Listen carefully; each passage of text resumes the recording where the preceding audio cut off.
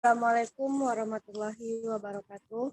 Alhamdulillahirrabbilalamin. Wassalatu wassalamu ala asrafil anbiya wal mursalin wa ala alihi wa ashabihi rasulillah ajma'in. Yang terhormat Ibu Lucy Komalasari selaku dosen pengampu pembelajaran MIPA serta teman-teman yang saya banggakan. Puji syukur kehadirat Allah Subhanahu wa taala karena berkat nikmat dan karunia-Nya kita dapat kembali kuliah secara virtual. Salawat serta salam tidak lupa kita sampaikan kepada junjungan alam yakni Nabi besar Muhammad SAW bilafaz Allahumma sholli ala Sayyidina Muhammad wa ala ali Sayyidina Muhammad. Baiklah, kami dari kelompok 4 yang beranggotakan saya Yolanda Dwi Astari, Anggun Setiawati, Juli Lestari, dan Rifka Zahera akan mempresentasikan hasil makalah kami yang berjudul Model Pembelajaran MIPA yang akan dipresentasikan oleh Dwi Lestari. Kepada Dwi Lestari disilahkan. Baiklah, yang pertama ada model pembelajaran. Konsep model pembelajaran menurut Trianto dalam Muhammad Afandi DKK pada tahun 2013 menyebutkan bahwa model pembelajaran adalah suatu perencanaan atau pola yang digunakan sebagai pedoman dalam merencanakan pembelajaran di kelas atau pembelajaran tutorial. Model pembelajaran mengacu pada pendekatan pembelajaran yang akan digunakan, termasuk di dalamnya tujuan-tujuan pengajaran, tahap-tahap dalam kegiatan pembelajaran, lingkungan pembelajaran, dan pengelolaan kelas. Model pembelajaran adalah prosedur atau pola sistematis yang digunakan sebagai pedoman untuk mencapai tujuan pembelajaran di dalamnya yang terdapat strategi, teknik, metode, bahan, media, dan alat atau penilaian pembelajaran. Model pembelajaran yang pertama ada model pembelajaran tutorial. Kelas pembelajaran MIPA model tutorial ini dibagi menjadi dua bagian, yaitu kelas dalam dan kelas luar. Kelas dalam yang dimaksud adalah identik dengan pengertian kelas pembelajaran sebagaimana lazimnya. Dalam pengertian ini, kelas tersebut tentunya berupa ruang yang di dalamnya terdapat pengajaran, pembelajaran, dan komponen pembelajaran lain, serta mekanisme belajar yang diatur dalam pengelolaan kelas.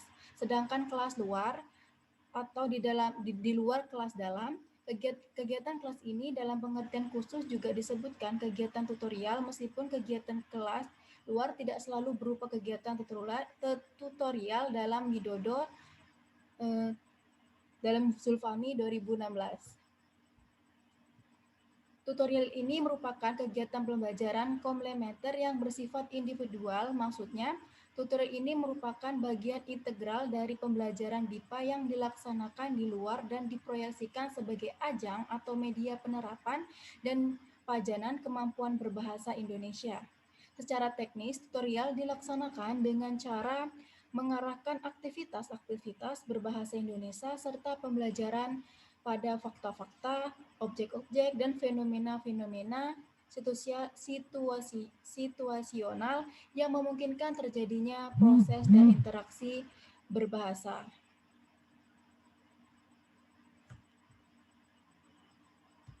Yang kedua ada model tutorial bersistem. Model tutorial bersistem ini pembelajaran MIPA berbantuan ICT di samping menekankan pada pemberdayaan komponen instruksional yang ada di dalam kelas secara optimal. Juga dikembangkan kegiatan pembelajaran yang bersifat komplementer dan proyeksinya untuk kepentingan aplikasi praktis berbahasa Indonesia secara faktual. Kegiatan yang dimaksud antara lain dalam bentuk pembelajaran kelas luar yang menekankan pada pemajanan berbahasa Indonesia secara alamiah dan aktual sesuai dengan budaya masyarakat.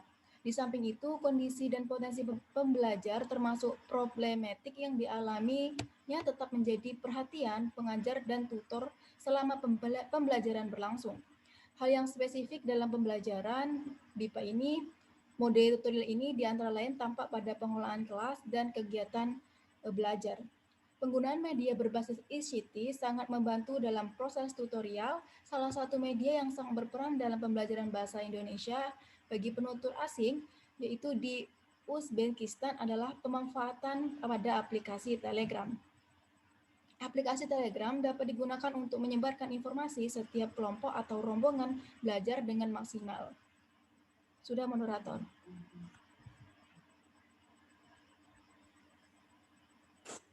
Terima kasih pada Dwi Lestari. Selanjutnya akan dipresentasikan oleh Anggun Setiawati. Kepada Anggun disilakan. Terima kasih moderator. Selanjutnya yang ketiga yaitu model pembelajaran MIPA berbasis CTL. Pembelajaran kontekstual adalah konsep belajar yang membantu guru mengaitkan antara materi yang diajarkannya dengan situasi dunia nyata, siswa dan mendorong siswa membantu hubungan antara pengetahuan yang dimilikinya dengan penerapannya dalam kehidupan mereka sehari-hari. Dengan melibatkan 7 komponen utama pembelajaran efektif, yakni konstruktivisme, bertanya, menemukan masyarakat belajar, permodelan refleksi, dan penelitian sebenarnya. Kemudian pembelajaran kontekstual ini bisa disebut dengan model pembelajaran CTL, merupakan konsep belajar yang dapat membantu guru mengaitkan antara materi yang diajarkan dengan situasi dunia nyata siswa dan mendorong siswa membuat hubungan antara pengetahuan yang dimilikinya dengan penerapan dalam kehidupan mereka sebagai anggota keluarga dan masyarakat. Selanjutnya yang keempat yaitu model pembelajaran saintifik. Model pembelajaran saintifik merupakan pendekatan yang berpusat kepada siswa. Majid dalam Rani 2019 menyebutkan bahwa pendekatan saintifik dalam pembelajaran meliputi mengamati, menanya, mencoba, mengolah, menyajikan, menyimpulkan, dan mencipta. Langkah-langkah permodelan model saintifik pada pembelajaran kurikulum 2013 adalah sebagai berikut. Yang pertama yaitu mengamati. Pendekatan model saintifik model mengamati, siswa menemukan fakta bahwa ada hubungan antara objek yang dianalisis dengan materi pembelajaran yang digunakan oleh guru. Misalnya, bahan yang digunakan untuk rumah adat tersebut, maka dari arsitektur rumah, gambar atau hiasan rumah adat, dan sebagainya. Yang kedua yaitu menanya. Menanya artinya mengajukan pertanyaan tentang hal-hal yang tidak dipahami dari apa yang diamati oleh siswa.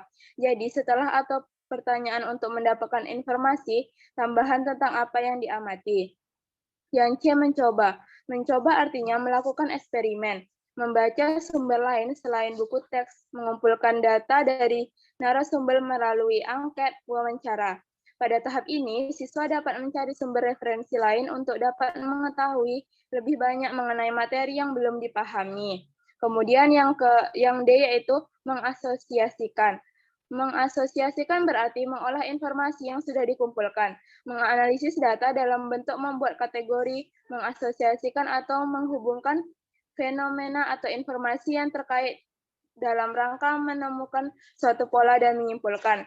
Selanjutnya yang E yaitu mengkomunikasikan.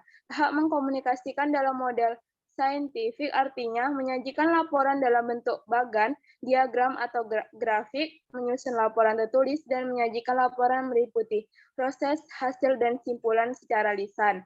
Selanjutnya yang kelima yaitu model pembelajaran integratif.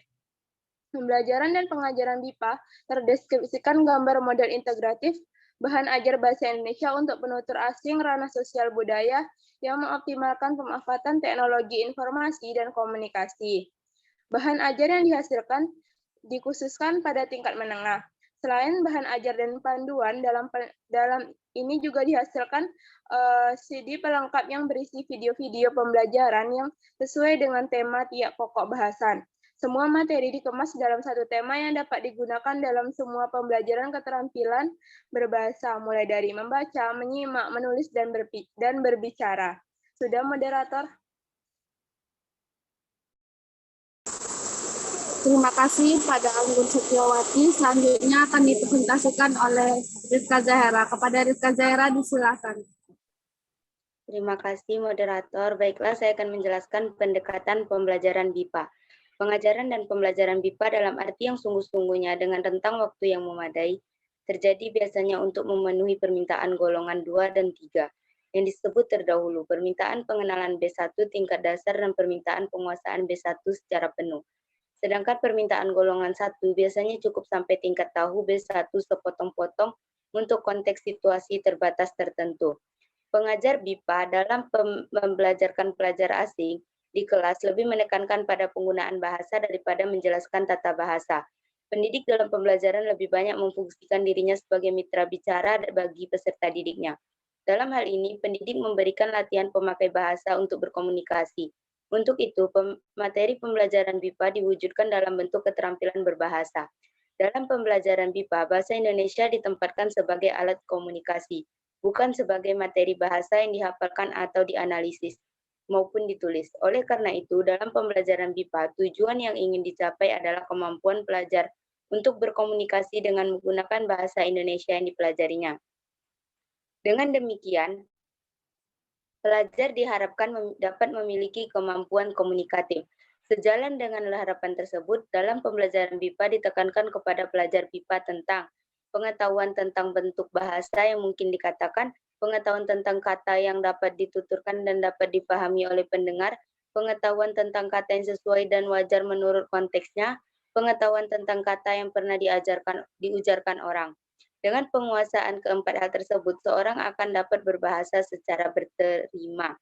Berdasarkan pada perolehan hasil belajar yang ditargetkan, dalam pengajaran BIPA, ancangan yang dipilih adalah ancangan komunikatif seperti halnya ancangan lain. Ancangan komunikatif memiliki asumsi tentang hakikat bahasa dan belajar bahasa. Hal ini sejalan dengan pendapat Richard dan Riggers 1986 yang menjelaskan bahwa asumsi ancangan komunikatif tentang hakikat bahasa yaitu bahasa merupakan sistem dalam pengungkapan makna, bahasa adalah alat bagi manusia untuk berkomunikasi dan berinteraksi, struktur bahasa mencerminkan fungsi penggunaannya dan fungsi komunikatifnya, dan unit bahasa bukan hanya berupa gramatikal, melainkan juga fungsi dan makna komunikasi. Lebih lanjut, Richard dan Rogers 1986 menjelaskan bahwa dalam kaitannya dengan belajar bahasa ancangan komunikatif mengajukan 3 prinsip, yakni situasi yang melatar belakangi penggunaan bahasa meliputi peranan pembicara, latar, dan pokok bahasan yang dibicarakan, kegiatan kebahasaan apa yang kelak perlu dilaksanakan oleh pengajar, fungsi bahasa yang akan dilaksanakan pelajar dalam penggunaan bahasanya kelak, apa yang dapat dilaksanakan pelajar terhadap setiap pokok bahasan, nosi umum apa yang akan dapat ditangani oleh pelajar, konsep khusus apa yang ditangani oleh pelajar kelak, bentuk bahasa apa yang dipakai oleh pelajar, dan tingkat keterampilan yang kelak dapat dimanifestasikan oleh pelajar, proses belajar yang bervariasi yang dapat membantu pelajar mencapai perangkat tujuan tersebut. Menurut para pengajar BIPA, penerapan ancangan komunikatif dalam pembelajaran BIPA memiliki banyak keuntungan, yakni bahan-bahan otentik tidak terlalu sulit diperoleh, misalnya dari brosur, TV, surat kabar, dan lain-lain. Kegiatan di kelas dapat dihubungkan dengan tugas di luar kelas atau tugas terstruktur yang lain. Pemahaman dan pengalaman dalam hubungan bahasa dan budaya menjadi lebih konkret, dan masalah gegar budaya yang dialami pelajar dapat diatasi dengan membina hubungan yang baik. Rapor antara pelajar, pengajar, dan masyarakat. Dengan situasi yang demikian ini, prinsip komunikasi di kelas ataupun di luar kelas dapat diterapkan dan dalam keterpaduan keterampilan dengan adanya kesenjangan informasi, transfer informasi, adanya umpan balik, dan negosiasi serta koreksi pada informasi. Tidak dipungkiri bahwa pendekatan pengajaran dan pembelajaran yang bertujuan penguasaan kompetensi komunikatif ini sudah banyak diikuti, namun perlu dicamkan apa tujuan utama pembelajaran BIPA itu. Kalau kebutuhan pembelajar pertukaran lebih banyak ke arah pemahaman survival Indonesian, tentunya aspek pemahaman ragam fungsional bahasa ujar lebih penting daripada ragam bahasa tulis. Sebaliknya, jika tujuan pembelajaran pertukaran lebih banyak ke arah pengenalan B1, taraf dasar, dan taraf penguasaan B1 secara penuh, tentunya penyelenggaraan pengajaran dan pembelajaran BIPA harus memperhatikan formal fungsionalnya. Pendekatan komunikatif tidaklah berarti pokoknya bisa berkomunikasi dalam bahasa target tanpa memperhatikan penguasaan aspek formal sistem bahasanya. Dalam pengalaman praktis perihal penguasaan aspek formal bahasanya, saya cermati ada manfaatnya secara eklektik, meminjam dan pendekatan lain dalam hal membangun pembiasaan dari habit build up. Dalam B1 berupa antara lain memperkenalkan pola-pola kalimat B1 yang frekuensinya pemakaiannya sangat tinggi. Pengenalan suatu pola kalimat kemudian dikaitkan dengan latihan produksi kalimat-kalimat baru berdasarkan pola kalimat utama diajarkan atau dilatihkan disebut melalui mekanisme substitusi. Tidak disepakati bahwa aktivitas demikian disebut pembiasaan membeo.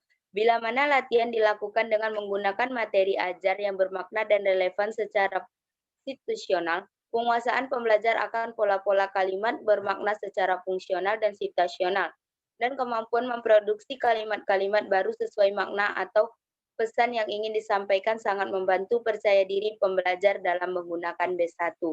Sudah, moderator. Terima kasih pada Rizka Zahera. Itulah hasil presentasi dari kelompok 4. Lebih dan kurangnya kami mohon maaf.